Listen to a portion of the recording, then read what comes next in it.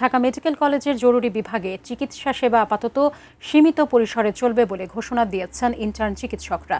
তবে সিসিটিভি ফুটেজে দেখে আগামী ২৪ ঘন্টার মধ্যে দোষীদের চিহ্নিত করে বিচার না করলে অনির্দিষ্টকালের জন্য জরুরি বিভাগ বন্ধ থাকবে বলেও হুঁশিয়ারি দেন তারা।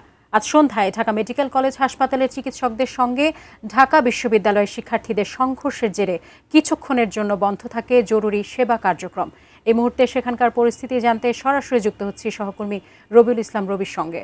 রবি, এর আগের সংবাদও আপনি যুক্ত হয়েছিলেন এবং বলছিলেন যে এই মুহূর্তে ঢাকা বিশ্ববিদ্যালয়ের শিক্ষকদের একটি দলের সঙ্গে সেখানে মিটিং চলছে এই মুহূর্তে ঢাকা মেডিকেল কলেজে। সেই মিটিংটির এখন কি অবস্থা, কোনো সংবাদ পেয়েছেন কিনা, কি আছে সবশেষ আপনার কাছে জানাবেন।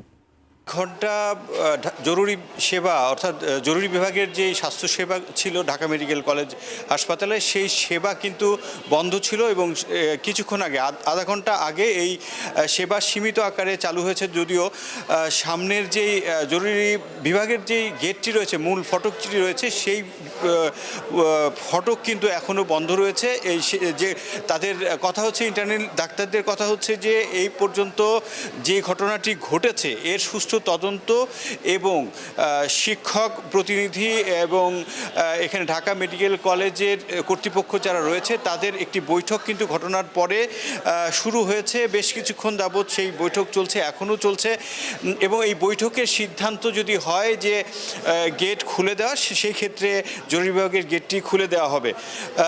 এছাড়া আরেকটি বিষয় তারা ঘোষণা দিয়েছে যে ২৪ ঘন্টার মধ্যে সিসিটিভি ফুটেজ দেখে প্রকৃত দোষীদেরকে চিহ্নিত করে এর বিচার যদি না করা হয়, সেক্ষেত্রে ইন্টার্ন ডাক্তাররা কর্মবিরতিতে যাবেন এবং সেক্ষেত্রে জরুরি বিভাগের সকল সেবা তারা বন্ধ রাখবেন, এমনটি ঘোষণা তারা দিয়েছেন কিছুক্ষণ আগে। এবং এখানে যারা হাসপাতাল কর্তৃপক্ষ রয়েছে তাদের পক্ষ থেকে জানানো হয়েছে যে দুই পক্ষই আলোচনায় বসেছেন এবং একটি সমাধানে আসলে হয়তো তারা কিছুক্ষণ পরে আমাদেরকে এ বিষয়ে জানাবেন।